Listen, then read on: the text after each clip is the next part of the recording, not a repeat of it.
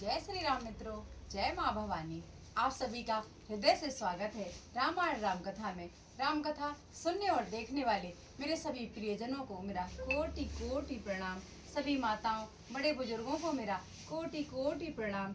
सभी साधु संतों ऋषि मुनियों के चरणों में मेरा कोटि कोटि प्रणाम। जय जय सीताराम। बोलिए सियावर रामचंद्र की जय। पवन सुत हनुमान की जय। राधे श्याम की जय। गौरा मात की जय। भोलेनाथ की जय। संत समाज की जय। अपने अपने माता पिता की जय। अपने अपने गुरु भगवान की जय। सत्य सनातन धर्म की जय। गौ माता की जय। जय जय सीताराम। धर्म की जय हो, अधर्म का विनाश हो, प्राणियों में सद्भावना हो, विश्व का कल्याण हो, भगवान का अवतार हो। गौ माता की जय, भारत माता की जय, सत्य सनातन धर्म की जय, सभी राम भक्तों की जय। जय जय सीताराम। जय श्री राम मित्रों, कैसे हैं मेरे प्यारे प्रियजनों। माता रानी की कृपा से उम्मीद करती हूँ आप सब आनंद से और मंगलमय होंगे। जय श्री राम। मेरे सभी प्रियजनों का कोटि कोटि धन्यवाद प्यारे प्यारे कमेंट करने के लिए, मुझे ज्ञान देने के लिए, मुझे आशीर्वाद देने के लिए। मेरे सभी बड़े आदरणीय जनों का कोटि कोटि आभार, कोटि कोटि प्रणाम। मेरे सभी माताओं और बहनों का भी कोटि कोटि धन्यवाद, कोटि कोटि आभार, बहुत सारा प्रेम।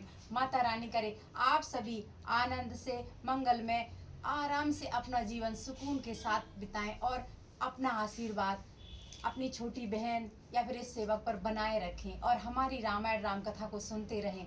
ऐसे ही प्रेम देते रहें। मेरे प्यारे सब्सक्राइबरों को मेरा कोटि कोटि प्रणाम, कोटि कोटि धन्यवाद अपनी इतना प्रेम देने के लिए, अपनी इस छोटी सी सेवक के लिए, मित्र के लिए। जय श्री राम।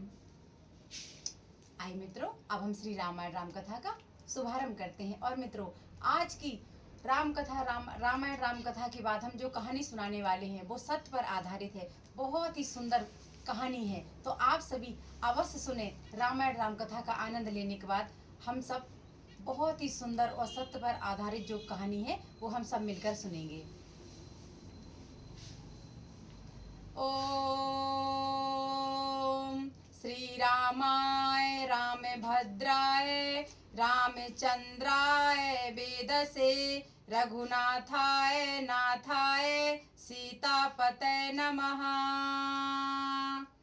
ओम वक्रतुंड महाकाय सूर्यकोटि समप्रभा निर्विघ्नं कुरु मे देव सर्वकार्येषु सर्वदा। बोलिए श्री गणेश भगवान की जय। रिद्धि सिद्धि मात की जय। जय जय सीताराम।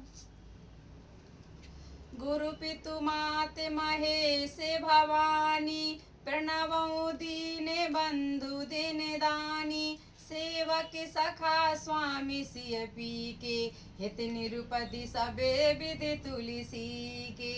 बोले शंकर भगवान की जय। गौरा मात की जय। हे भोलेनाथ, दीनों के दीनानाथ, गौरा पार्वती माता भोलेनाथ के चरणों में मैं कोटि कोटि प्रणाम करती हूँ। वो मेरे माता पिता गुरु के समान हैं, जो श्री रामचंद्र जी के हृदय में निरंतर वास करते हैं, जो श्री रामचंद्र जी के सखा हैं।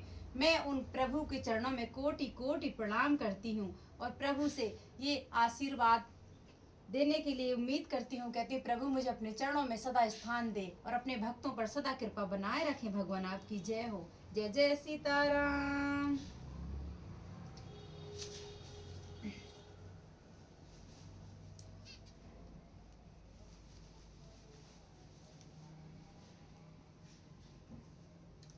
कथा शुरू हम करन लगे, आइए वीर हनुमान। राम लखन सीता सहित हृदय बसो भगवान सियावर रामचंद्र की जय। पवन सुत हनुमान की जय। जय जय सीताराम।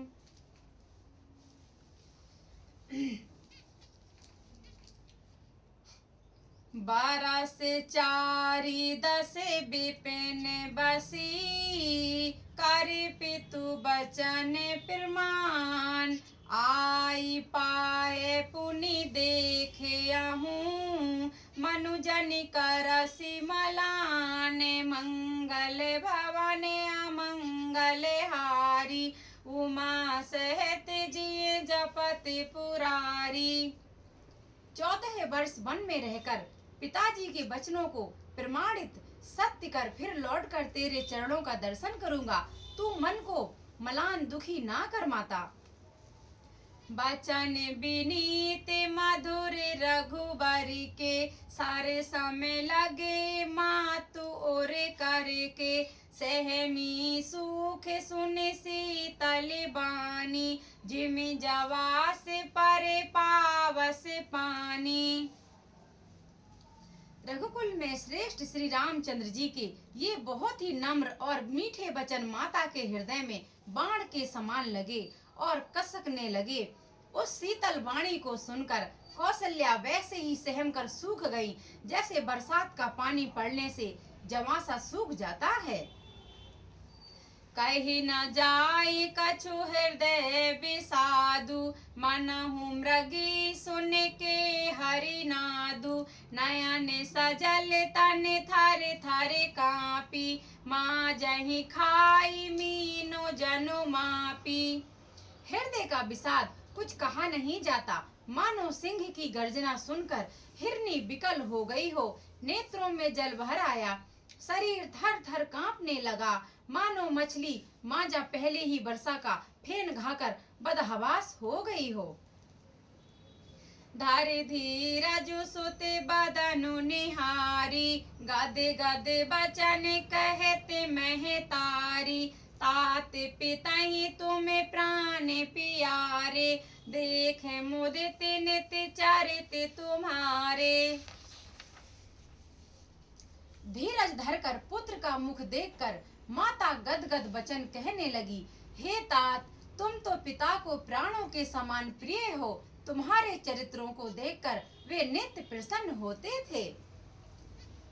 राजू देने कहूँ शुभ दिन साधा।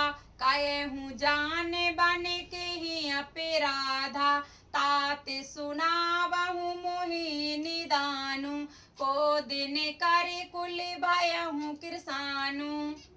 राज देने के लिए उन्होंने ही शुभ दिन शोधवाया था। फिर अब किस अपराध से बन जाने को कहा। हे तात, मुझे इसका कारण सुनाओ। सूर्य वंश रूपी वन को जलाने के लिए अग्नि कौन हो गया है। निराखी राम रुख सुचिव सुते। कारणु कहूँ बुझाई। सुन प्रसंगु रही मुँह के जिमी। दशा बरन नहीं जाई। मंगल भवन अमंगल हारी। द्रवहु सो दशरथ अजिर बिहारी। तब श्री रामचंद्र जी का रुख देखकर मंत्री के पुत्र ने सब कारण समझाकर कह दिया। उस प्रसंग को सुनकर माता गूंगी जैसी चुप रह गईं। उनकी दशा का वर्णन नहीं किया जा सकता। राख न सकई न कही सके जाहू।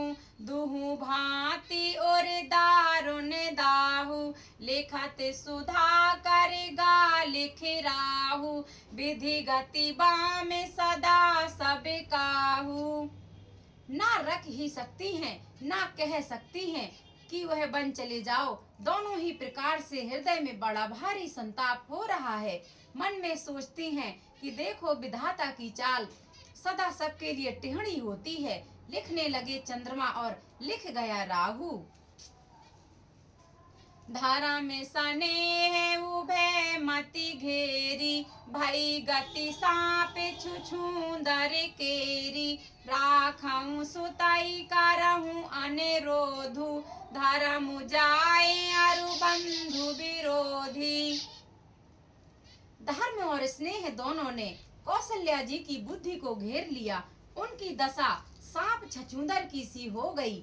वे सोचने लगी कि यदि मैं अनुरोध हट करके पुत्र को रख लेती हूँ तो धर्म जाता है और भाइयों में विरोध होता है। काया हूँ जाने बने तो बड़े हानि, संकट सोच विवश भई रानी, बहुर समुझती धर्म सयानी, राम भरत दो सुत सम जानी। और यदि बन जाने को कहती हूँ तो बड़ी हानि होती है। इस प्रकार के धर्म संकट में पड़कर रानी विशेष रूप से सोच के बस हो गई। फिर बुद्धिमती कौशल्या जी स्त्री धर्म पतिव्रत धर्म को समझकर और राम तथा भरत दोनों पुत्रों को समान जानकर सरल स्वभाव राम महतारी, बोली बचन धीर धरि भारी, तात जाऊं बलि कीन्हु नीका, पितु आयसु सब धर्म की टीका। सरल स्वभाव वाली श्री रामचंद्र जी की माता बड़ा धीरज धरकर वचन बोली, हे तात, मैं बलिहारी जाती हूँ। तुमने अच्छा काम किया। पिता की आज्ञा का पालन करना ही सब धर्मों का शिरोमणि धर्म है। राजू देने कहीं दीन बन्नु, मोह न सो दुख लेसु, तुम्हें बिनु भारे तही भूपति ही, फिर जही प्रचंड कलेसु, मंगल भवन अमंगल हारी, उमा सहत जी जपत पुरारी। राज देने को कहकर वन दे दिया, उसका मुझे लेस मात्र भी दुख नहीं है। दुख तो इस बात का है कि तुम्हारे बिना भरत को, महाराज को और प्रजा को बड़ा भारी क्लेश होगा। जो के बल पितु आयसु ताता, तो जनि जाहु जानी बड़ी माता, जो पितु मातु कहेहु बन जाना, तो कानन सते अवध समाना। हे तात, यदि केवल पिता की ही आज्ञा हो तो माता को पिता से बड़ी जानकर वन को मत जाओ, किंतु यदि पिता माता दोनों ने बन जाने को कहा हो तो वन तुम्हारे लिए सैकड़ों अयोध्या के समान है। पितु बन देवी मातु बन देवी, खग मृग चरण सरोरुह सेवी, अंतहु उचित निर्पहि बनेवासु, बै बिलोक ही होई हरासु। वन के देवता तुम्हारे पिता होंगे और वन देवियां माता होंगी। वहाँ के पशु पक्षी तुम्हारे चरण कमलों के सेवक होंगे। राजा के लिए अंत में तो वनवास करना उचित ही है। केवल तुम्हारी सुकुमार अवस्था देखकर हृदय में थोड़ा दुख होता है। बड़े भागी बनु अवध अभागी, जो रघुवंश तिलक तुम्हें त्यागी, जो सुत कहो संग मोहि लेहूं, तुम्हेरे हृदय होई संदेहूं।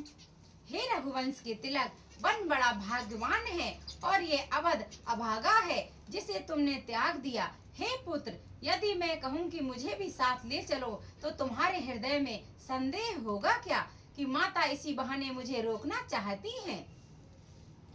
पूत परम प्रिय तुम सबही के, प्राण प्राण के जीवन जी के, ते तुम कायहु मातु बन जाऊं, मैं सुने बचन बैठे पछताऊं। हे पुत्र, तुम सभी के परम प्रिय हो, प्राणों के प्राण और हृदय के जीवन हो। वही प्राणाधार तुम कहते हो कि माता मैं वन को जाऊं और मैं तुम्हारे वचनों को सुनकर सिर्फ बैठी पछताती रहूं। यह विचार नहीं करहूं हटे, झूठ सनेहु बढ़ाई, मानी मातु करे नात बली, सुरति बिसरे जनि जाई, मंगल भवन अमंगल हारी, उमा सहति जिय जात जपत पुजारी। यह सोचकर झूठा स्नेह बढ़ाकर मैं हट नहीं करती। बेटा, मैं बलैया लेती हूँ, माता का नाता मानकर मेरी सुध भूल न जाना। देव पितर सब तुम ही गोसाई, राखहूँ पलक नयन की नाई, अवधि अम्बु प्रिय परिजन मीना, तुम्हें करुणा कर धर्म धुरीना।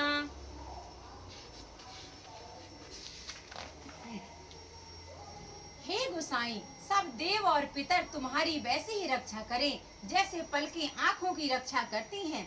तुम्हारे वनवास की अवधि 14 वर्ष जल है, प्रियजन और कुटुंबी मछली हैं। तुम दया की खान और धर्म की धुरी को धारण करने वाले हो।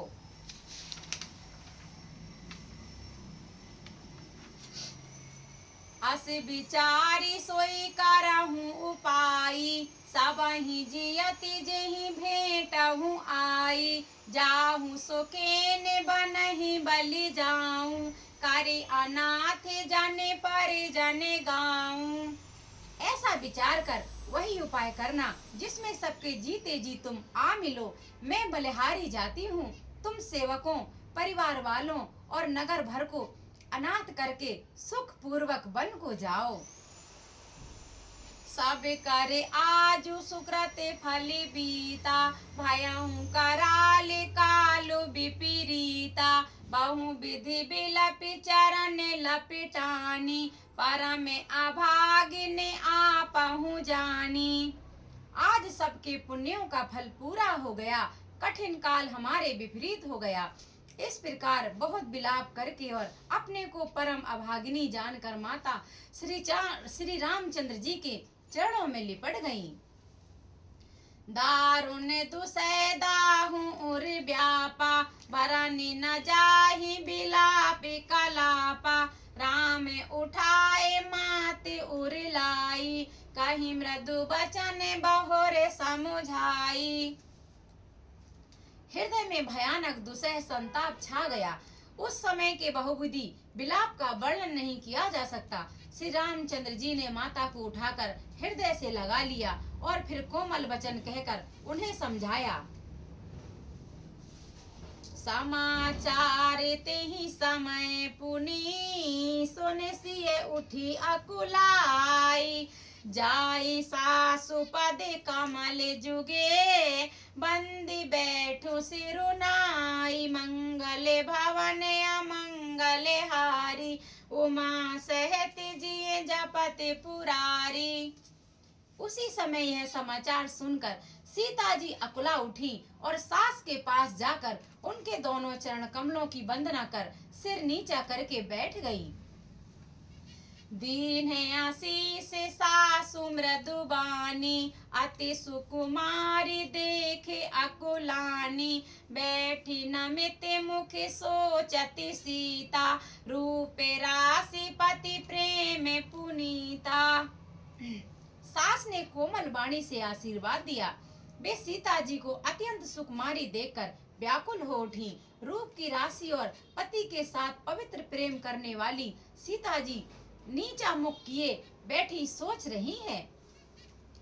चलन चहते बन जीवन नाथु, केहि सुकृति सने हो यही साथु, की तनु प्राणी की केवल प्राणा, विधि करे तबु कछु जाई न जाना। जीवन नाथ, प्राणनाथ वन को चलना चाहते हैं। देखें किस पुण्यवान से उनका साथ होगा। शरीर और प्राण दोनों साथ जाएंगे या केवल प्राण ही से इनका साथ होगा। विधाता की करनी कुछ जाने नहीं जानी जाती। चारु चरण नखिले खति धरिनी, नुपुर मुखरे मधुर कवि बरिनी, मनहु प्रेम बस विनती करही, हमई सिय पद जन परिहरई। सीता जी अपने सुंदर चरणों के नखों से धरती कुरेद रही हैं। ऐसा करते समय नुपुरों का जो मधुर शब्द हो रहा है, कभी उसका इस प्रकार वर्णन करते हैं कि मानो प्रेम के बस होकर नुपुर यह विनती कर रहे हैं कि सीता जी के चरण कभी हमारा त्याग ना करें। मंजू बिलोचन मोचत बारी, बोली देखे राम महतारी, ताति सुनहु सिय अति सुकुमारी, सास ससुर परिजन ही प्यारी। सीता जी सुंदर नेत्रों से जल बहा रही हैं। उनकी यह दशा देखकर श्री रामचंद्र जी की माता कौशल्या जी बोली, हे तात सुनो, सीता अत्यंत ही सुकुमारी है तथा सास और कुटुंबियों सभी को बहुत प्यारी है। पिता जनक भूपाल मणि, ससुर भान कुल भानु, पति रवि कुल कै रवि विपने, विधि गुण रूप निधान, मंगल भवन अमंगल हारी, उमा सहित जिय जपति पुरारी। मित्रों, हम अपनी रामायण राम कथा को यहीं विराम करेंगे। जय श्री राम। काट दिया। आइए मित्रों, अब हम श्री रामायण जी की आरती करेंगे।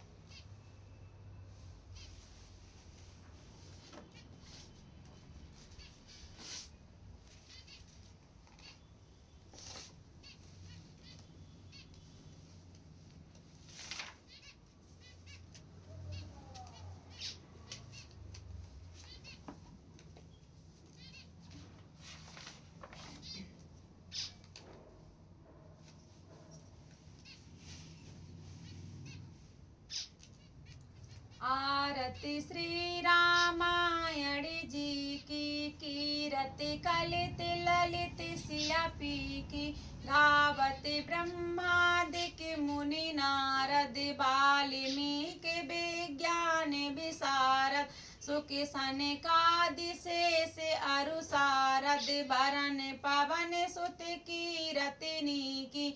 आरती श्री रामायण जी की, गावत वेद पुराण अष्टदश छौ शास्त्र सभी ग्रंथन को रस, मुनि जन धन संतन को सर्वस, सारे अंश सम्मति सभी की।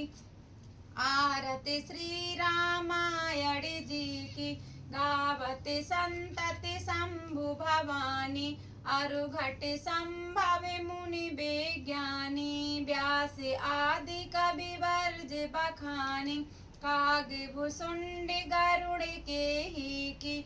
आरती श्री रामायण जी की, कलिमल हरण विषय रसि फीकी, सुभग सिंगार मुक्ति जुबिती की, दलन रोगी भव मूरे अमी की, तात मात सब विधि तुलसी की। आरती श्री रामायण जी की, कीरति कलित ललित सिया पी की, बोली सियावर रामचंद्र की जय, पवन सुत हनुमान की जय। जय जय सीताराम। आइए मित्रों, अब हम कहानी सुनते हैं और आप सबको सुनाते हैं। मित्रों, हम अगले शनिवार को, हमारे काफ़ी मित्रों ने कहा है लाइव आने के लिए, तो हम अगले शनिवार को लाइव आएंगे। तो कृपा करके आप जितने ज़्यादा से ज़्यादा हों, हमारे मित्रजन, मेरे प्रियजन, आप सभी अवश्य पधारें और अपना आशीर्वाद दें और रामायण राम कथा का आनंद लें। तो आइए मित्रों, अब हम कहानी सुनते हैं। मित्रों, बहुत समय पहले एक जंगल में गरुड़ और कौवे रहते थे। इन दोनों के बीच बहुत ही गहरी दोस्ती थी। गरुड़ कौवे को बहुत प्रेम करता था। अब गरुड़ तो आप सभी जानते हैं, पुराने समय में आज के जो बाज होते हैं, चील, कोई चील बोलते हैं, कोई बाज बोलते हैं, तो उन्हीं को गरुड़ कहते थे। तो गरुड़ और कौवे में बहुत घनी मित्रता थी। तो वो एक दिन बैठे बैठे दोनों मित्र आपस में वार्तालाप कर रहे थे। इधर उधर की बातें दोनों मित्रों में हो रही थी। तो अचानक से कौवे ने अपने सामने एक भयानक सी आकृति वाला, एक राक्षस रूप में एक इंसान को देखा, जो काल था, जो कौवे के प्राण हरने के लिए आया था। उसे देख करके वो दोनों वार्तालाप कर रहे थे, गरुड़ और कौवा।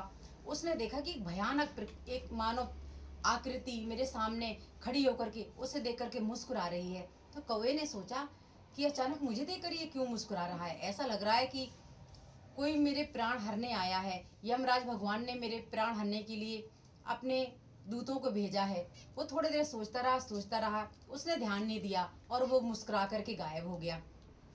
एक दिन हो गया, दूसरे दिन वो फिर से बात कर रहे थे दोनों, गरुड़ और कौवा। वो फिर से आ गया, उसने कहा कि आज तो दूसरा दिन है, ये फिर मुझे देख करके मुस्कुरा रहा है, भयानक आकृति वाला। उसने दूसरा दिन भी जाने दिया, तीसरे दिन भी वही हुआ। तो उसने अपने मित्र गरुड़ से कहा कि मित्र देखो, क्या तुम्हें कोई एक आकृति दिख रही है? जैसे लग रहा है जैसे यमदूत आए हो मेरे प्राण हरने के लिए। भयानक आकृति वाला मेरे सामने खड़ा है और देख करके मुझे मुस्कुरा रहा है। आज 2-3 दिन हो गए हैं। गरुड़ बोला, नहीं मुझे तो कुछ नहीं दिख रहा है, तुम ध्यान मत दो, हो सकता है तुम्हारा वहम हो या फिर तुम सोच रहे हो, ऐसा हो जाता है। तो बोले इस पर तुम ध्यान ना दो। कौवे ने उसकी बात मान ली अपने मित्र की और वो बातों में फिर लग गए। अब वो ऐसे ही करते करते उसको काफी दिन हो गए। ये सब देखते, जहाँ वो जाते बैठते बातें करते, उड़कर जाते, जहीं कहीं भी विश्राम करते वो दोनों मित्र, तो दिखता गरुड़ को ये सब दिखते नहीं थे, या फिर भगवान जाने गरुड़ बता नहीं रहे हो। तो कौवा समझ गया। एक दिन वो बहुत ही चिंतित बैठा हुआ था, तो गरुड़ आया उड़ करके, बोले क्या बात हो गई मित्र, बहुत चिंता में हो? कौवा बोला, लगता है मित्र अब तो मेरे दिन नजदीक आ गए। लगता है कि यमराज ने मेरे प्राण हरने के लिए ही वो दूत भेजा। तुम्हें दिखाई नहीं देता, परंतु वो रोज मुझे दिखता, मुझे देख करके कुछ कहता नहीं है, बस मुस्कुराता है। भयानक सी आकृति में कुछ ऐसी मुस्कुराहट है जिसे देखकर डर लगता है। लगता है मेरे बस प्राण जाने ही वाले हैं मित्र। बहुत डरा हुआ था। कौवे ने और गरुड़ ने मिल करके सोच विचार किया, तो बोले मित्र तुम डरो नहीं, जब तक मैं हूँ तुम्हारे प्राण कोई नहीं हर सकता। बोले मित्र ऐसा तो नहीं हो सकता है, अब प्राण जाने का समय आ गया है तो जाएंगे ही। तो बोले तुम डरो मत, मैं तुम्हें इस जंगल से इतने दूर ले जाऊंगा जहाँ यमदूत तुम्हारा कुछ नहीं कर पाएंगे, यमराज भी जहाँ नहीं यमदूत को भेज पाएंगे। बोले मित्र ऐसी कौन सी जगह है जहाँ भगवान यमराज अपने दूतों को ना भेज पाए? बोले हम चलकर हिमालय पर्वत चलते हैं उड़ करके। अब कौवा तो कहाँ जा सकता था, कौवा छोटा पक्षी, गरुड़ महाराज बड़े होते हैं, उनमें इतनी शक्ति होती है कि वो कहीं भी जा सकते हैं। गरुड़ ने उस जंगल से जाने का फैसला किया। उसने कौवे को अपनी पीठ पर बिठाया और वो उड़ते उड़ते उड़ते उड़ते हिमालय पर्वत पर जा पहुंचे। वहां की कंदराओं में, गुफाओं में वो आराम से बैठे बात कर रहे थे। अब वो बातें कर ही रहे थे कि अचानक से फिर से यमराज के महाराज के दूत पहुंच गए वहां पर। उन्हें देखकर मुस्कुराए। अब तो वो गरुड़ भगवान को भी दिखने लग गए। कौवे ने देखा और बोले मित्र ये देखो यहाँ भी आ गए। इतना कौवे का कहना ही था कि उन्होंने अपनी नांग पास फेंकी कौवे के ऊपर और उसके प्राण निकाल लिए। अब कौवे के प्राण तो निकल गए, उनका निर्जीव शरीर नीचे आकर के गिर पड़ा। गरुड़ ने ये सब देखा। ये सब देख करके गरुड़ तो साथ जानते ही होंगे वो, उन्होंने अपने मित्र को भयभीत होने के कि भय से ये मतलब भयभीत ना हो जाए कि मैं भी बता दूं तो और ही डर जाए, तो वो कुछ नहीं बोला। तो उन्होंने यमराज के दूत से बोला ठहरो। बोले बताइए गरुड़ देव क्या बात है? बोले जब आपको कौवे के प्राण ही हरने थे तब आप यहाँ क्यों आए? मैं इतने दूर तक उसको लाया, अगर आपको प्राण हरने ही थे तो आप जंगल में ही उसके प्राण हर लेते। तो यमदूत मुस्कुरा कर बोले गरुड़ देव अगर ऐसा होता तो बहुत ही अच्छा होता, क्योंकि उस कौवे के प्राण निकलने का समय उस जंगल में नहीं था, उनकी मृत्यु यहीं होनी थी। कौवा तो वहां, आप देखो विधि का विधान तो देखो, कौवे की मृत्यु इसी हिमालय में ही लिखी हुई थी, यहीं पर जिस जगह आप उसको लेकर आए। कौवा तो ठहरा छोटा सा पक्षी, वो तोड़कर यहाँ आ नहीं सकता था। इसीलिए विधाता ने, विधि के विधान ने आपको उसका मित्र बनाया, आपको कारण बनाया। इस कारण आप उस जंगल से उसको अपनी पीठ पर बैठाकर इतने दूर हिमालय की कंदराओं में, गुफाओं में आप ले आए। तो मैंने प्राण हर लिए। मैं इतने दिन से यही देख रहा था कि कब वहां पहुंचे, तभी मुझको दिखाई देता था और आपको नहीं दिखाई देता था, इसी कारण था। गरुड़ ये सुन करके हतप्रत रह गए कि सही है। तो वो जो यमदूत थे बोले कि समय और मृत्यु को कोई नहीं टाल सकता, जहाँ जिसका विधि, जिसके भाग में जहाँ मृत्यु लिखी है वो वहीं किसी न किसी प्रकार से पहुंच ही जाता है। और भगवान की विधि की विधान का तो सबको पता ही है, प्रभु जो चाहे वही होता है। तो जय श्री राम मित्रों। आप सबको कथा कैसी लगी मित्रों, ये जरूर अवश्य कमेंट में बताना। और अपनी कृपा हम पर बनाए रखना। जय श्री राम।